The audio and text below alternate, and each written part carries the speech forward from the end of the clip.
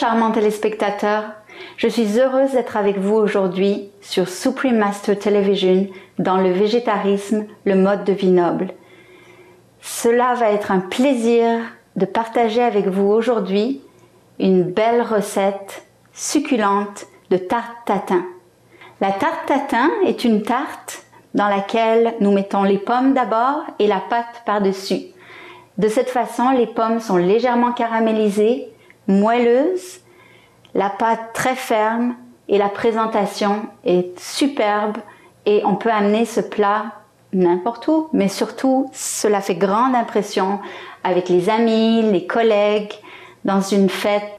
Cela fait grande impression dans une fête un peu sophistiquée. Je vais vous présenter les ingrédients. Tous les ingrédients sont biologiques parce que c'est meilleur pour notre santé et pour la planète. Nous allons commencer par la pâte. Nous avons besoin de farine complète, biologique, de margarine de très bonne qualité biologique, j'utilise Earth Balance, un peu de lait de soya biologique aussi, j'en prends à la vanille ici, mais il peut être nature si c'est pour une tarte salée, ou bien du lait de riz, ou même de l'eau. Ensuite, pour les pommes, j'ai besoin de belles pommes fermes, biologiques, et d'un peu de sucre brut de canne. Nous allons commencer par faire la pâte. On a besoin d'une tasse et demie de farine,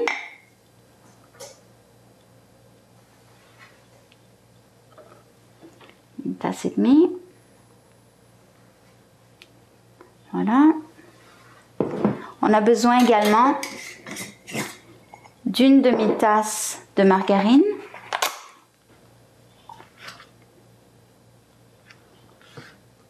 Voilà, comme ça.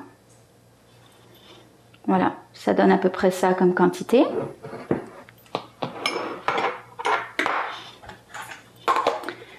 Maintenant, nous allons commencer à pétrir du bout des doigts. Le but est de mélanger la margarine avec la farine de façon homogène, mais le plus rapidement possible sans trop pétrir, parce que sinon ça devient élastique. Donc on va le faire très rapidement et de façon très efficace. Voilà, c'est juste pour que tout se mélange de façon homogène. La margarine doit être froide, parce que sinon la pâte aura du mal à être travaillée. Il faut qu'elle soit un peu ferme.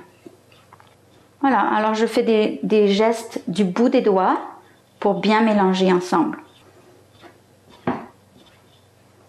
Ici, je n'ai pas ajouté de sel parce que la margarine est déjà salée. Si vous avez une margarine qui n'est pas salée, il faut ajouter une pincée ou deux de sel. Ici, cette pâte, je peux l'utiliser pour des tartes salées comme des tartes sucrées, puisque je n'ajoute pas de sucre.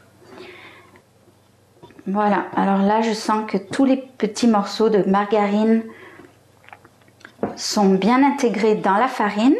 Et je n'ai pas de farine non plus qui est sèche au fond. Il faut s'assurer que ça soit bien homogène. Alors, voilà ce que ça donne comme consistance.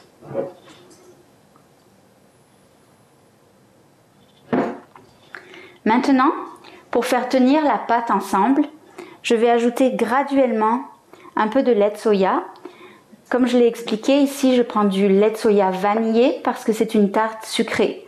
Si je veux une tarte salée, comme une pizza maison par exemple, ou une tarte provençale aux tomates, je vais prendre du lait de soya non sucré. Alors ici j'ajoute au fur et à mesure, je ne mesure pas, quelques gouttes. Et là, je commence à faire tenir ensemble.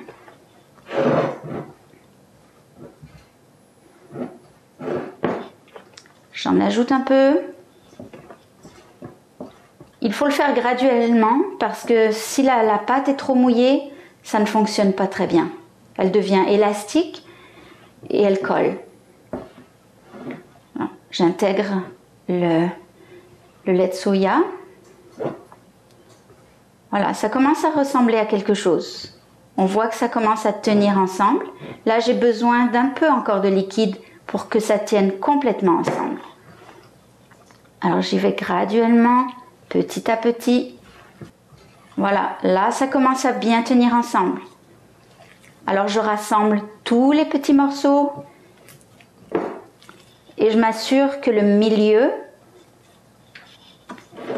de ce qui commence à ressembler à une boule soit bien humecté aussi. Voilà, la consistance est la bonne. Je peux faire une boule avec, mais je ne pétris pas trop ma boule. Quand j'essaye de séparer, ça ne fait pas de miettes. C'est vraiment bien intégré ensemble. Et en fait, un signe pour voir que la pâte a la bonne consistance, c'est que ça ne devrait pas trop coller sur les doigts. Voilà. La pâte est faite. Je vais la laisser reposer au réfrigérateur ou dans un endroit frais, dépendamment de la température ambiante dans la pièce, avec un torchon par-dessus pour ne pas qu'elle sèche. On laisse reposer à peu près 20 minutes.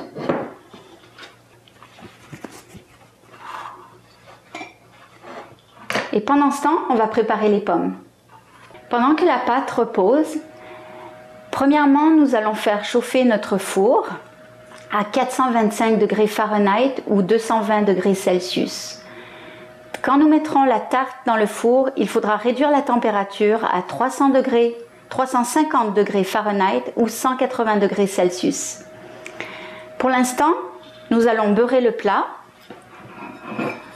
Il est déjà beurré de façon copieuse et généreuse parce que c'est là que les pommes vont cuire. Ensuite, quand le plat est beurré, nous ajoutons du sucre.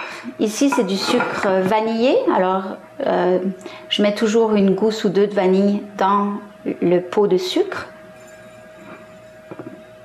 Et j'en ajoute à peu près 1 ou 2 cuillères que je répartis dans tout le plat. Là aussi, ça doit être généreux parce que je ne sucrerai pas plus que ça. C'est tout le sucre qu'il y aura dans la tarte.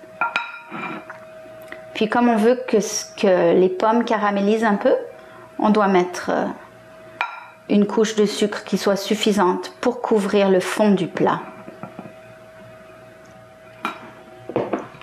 Ensuite, nous préparons les pommes.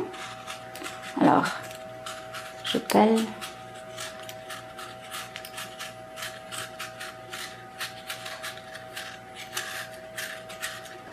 Je la coupe en quartiers.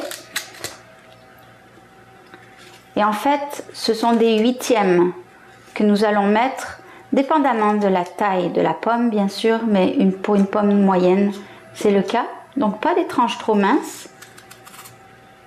Et je commence à disposer, j'enlève le cœur, bien sûr, et je commence à disposer les morceaux très proches les uns des autres dans le fond du plat.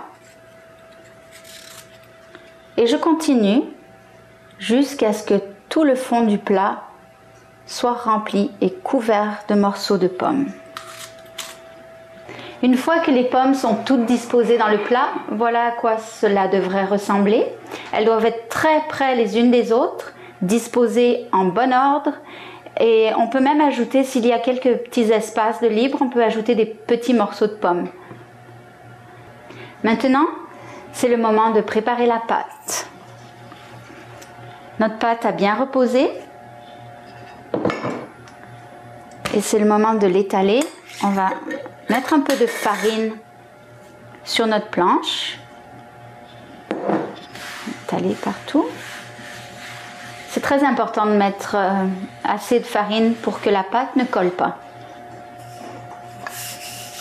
J'en mets aussi sur le rouleau à pâtisserie et je commence à étaler. Je retourne pour que la pâte soit bien pleine de farine. Voilà. Alors quand la pâte a la bonne consistance, c'est très facile à étendre. Je presse un petit peu. Si vous n'avez pas de rouleau à pâtisserie, vous pouvez prendre une bouteille.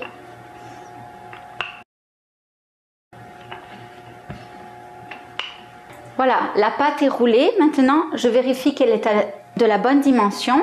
Je vérifie avec mon plat. Oui, elle couvre plus que le plat, donc ça va.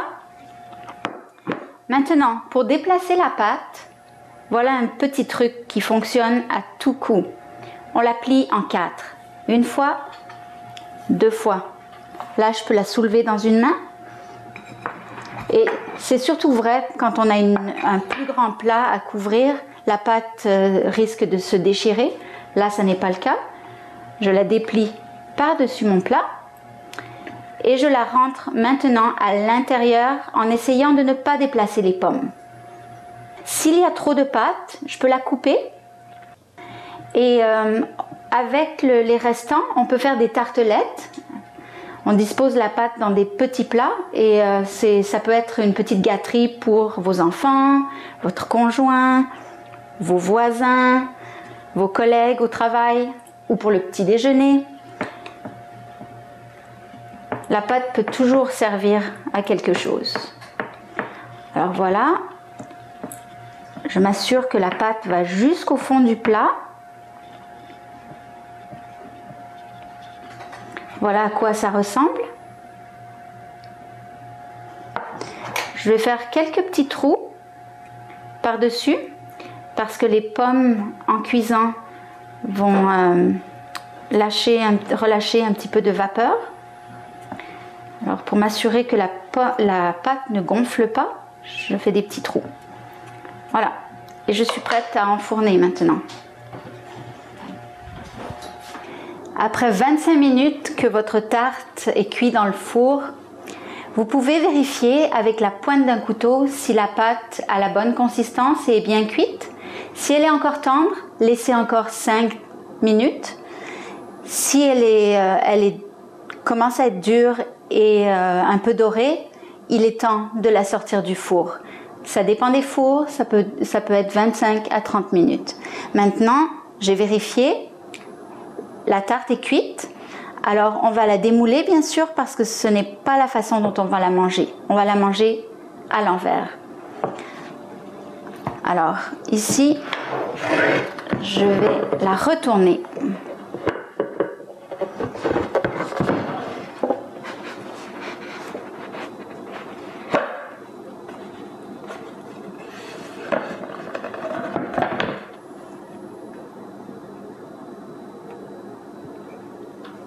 Voilà. Alors il se peut qu'il y ait des morceaux de pommes qui restent collés au fond. Ce n'est pas grave. Je remets les morceaux à leur place. Et voilà. Elle est prête. Je vais en couper un morceau. Si vous la voulez un petit peu plus caramélisée, vous pouvez la mettre quelques minutes sous le grill de votre four. Mais ici, elle devrait être très bien à consommer tout de suite. Alors, voici. Vous pouvez la manger telle qu'elle, ou bien avec un petit peu de crème glacée pour les amateurs. Crème glacée au soja, bien sûr. Merci d'avoir été avec nous aujourd'hui dans Végétarisme, le mode de vie noble sur Supreme Master Television, et allons ensemble vers une terre complètement végétalienne où tous seront heureux.